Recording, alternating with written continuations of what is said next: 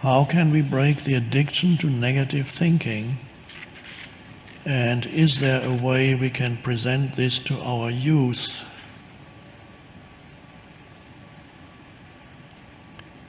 Well, negative thinking is many egos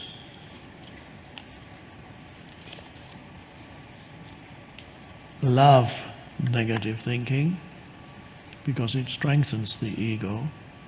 The pain body also is often involved in it, because the pain body can either feed on other people's reactions towards you, which the pain body tries to provoke when it needs to replenish itself, then it feeds on the drama, or it can feed, if there's nobody around, on your thoughts. Every negative thought it gets in, my life is so fucked up, it's so, God, it's so dreadful, can it get any worse? Or what these people, they're so, these dreadful, I just hate these people. Why is this stuff always happens to me, doesn't it? It's just bound to happen to me. Why can I never get things right? Why can they never get things right?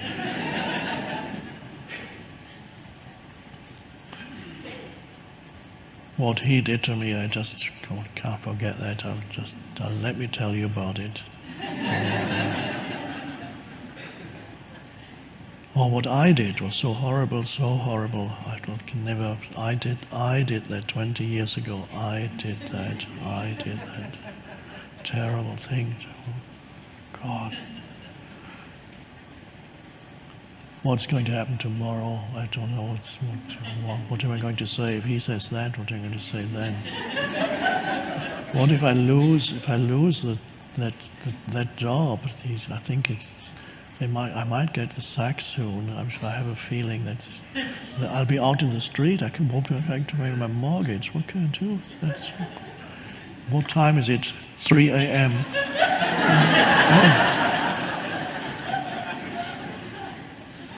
Oh God. Oh, and then there's that other thing. God. I don't think I can take any more of this. Okay. On one level, there is an addiction to that. There is something in you that does not want to let go of that type of thinking. So, in order to do anything about it, if I say now, mention what you can do about it, it presupposes at least a small degree of awareness. While these thoughts happen, there must be a small degree of awareness from which you are able to witness whatever is happening and notice that you're engaged in a stream of negative thinking and actually liking it, not wanting to get out. You can, especially with anger, which is another form of negative mental emotional state, you can see how people, if you're trying to say to an angry person, would you like me to help you let go of this anger? See what response you get. In other words, the person does not want to let go of the anger. It loves that anger while the person is in its grasp. It loves. It's the ego. The ego loves that anger because in an angry state, the ego gets inflated.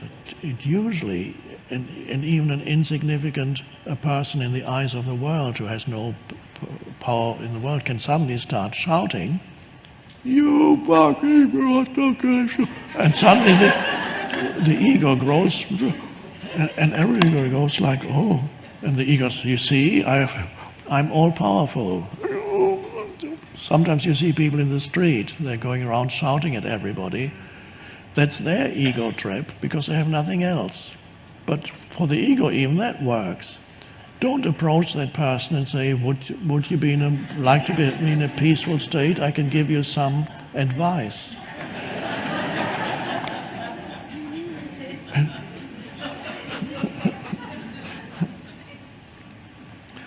So if I say that what to do about it, it presupposes that you know what's happening to you at that moment, during that time. So there needs to be some awareness, and it's likely that it is there. If you ask that question, you are here, so that means there is enough awareness in you while it happens to first of all notice that a part of you at least likes it, not the awareness. But if you're aware, you realize there's something in me that does not want to get out of it. That if it's been going on for years, even your sense of identity, or an important part of your sense of identity, is in that negative mental emotional state.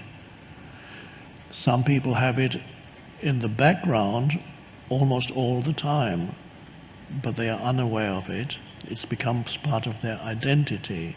And these are people, if you're very sensitive, and sometimes you don't even need to be that sensitive, when you meet a person like that, you can sense in the background there is something waiting for the next thing to be angry about. Or, as somebody once said, a grievance looking for a cause. Now the internet is full of people like that. They love going on there. So the internet has given the ego a new way of expansion, and anybody can go in there and express, find a cause, and then express their grievance. So identity can be associated with that. If there's awareness, then you can notice while it happens that there's an enjoyment of that negative state. Then you can also be aware that the mind activity that's happening in you is futile and fulfills no useful purpose whatsoever. And then you go, well, these thoughts, isn't that interesting? What is the purpose of these thoughts? Does it change the world? Do they change the world? Change anything? Or do they just drag me into this hole more deeply? That there is an unconscious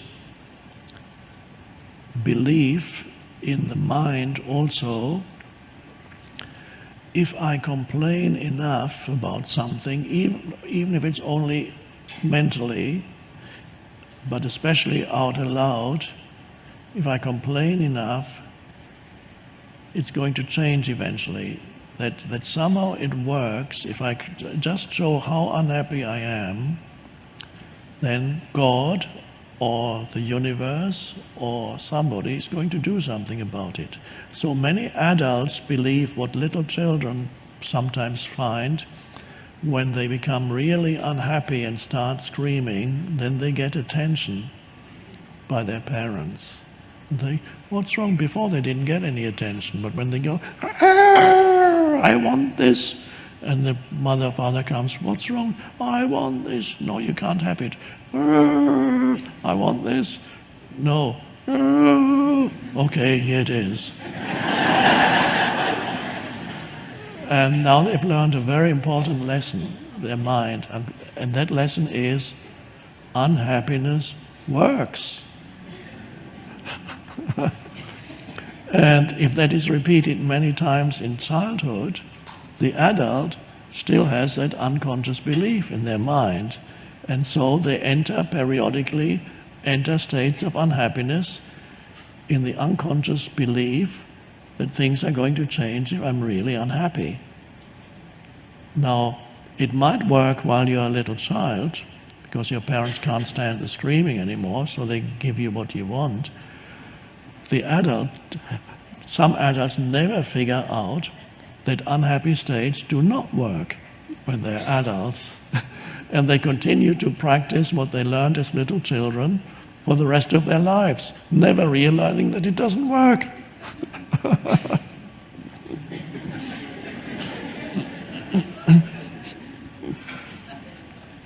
So the recognition that negative thinking and unhappy states actually do nothing to change anything. If anything, they make it worse. So if there's enough awareness and you can suddenly look at that, and then you can ask yourself from the deeper perspective of awareness, do I want to continue to think these thoughts? Is that helpful or good? Do I really want that? What is it doing? What would it be? How would I experience this situation without it? So you can, as awareness comes in, choice comes in. And then there are moments when you may be able to step out and just be present, and the negative mental emotional stream subsides, but it's not gone yet, because you don't get rid of it that easily. A few moments later, another thought comes into your head, and immediately a new train of negative thinking starts. And you can feel the pull of it. It can be very, very strong, especially if it's been in your life for a long time. You feel the pull of negative thinking. Come this way. This is so familiar. This is where you belong. This is who you are. And then you need awareness. So you can't fight the negative states, because that's another negative state. But you can be aware and see its futility, and ultimately see also how that you are addicted to it. But when you see it, you're not completely addicted anymore. You're only completely addicted when you don't see it. When you see it, you are the awareness. When there's no awareness, you are it. Then you are the ego. Then you are the ego that's addicted to unhappiness.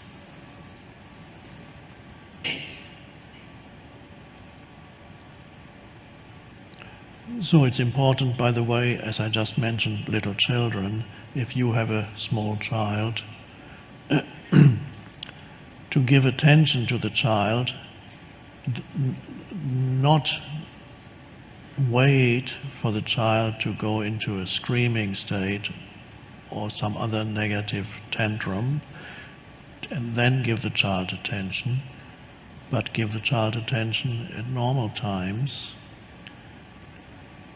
And don't give excessive attention when there's the screaming, and especially don't give the child something after you've said, no, you can't have that, and if he or she just cries enough, then finally you give it. That's not a good lesson to teach. Either you give it immediately or you don't give it.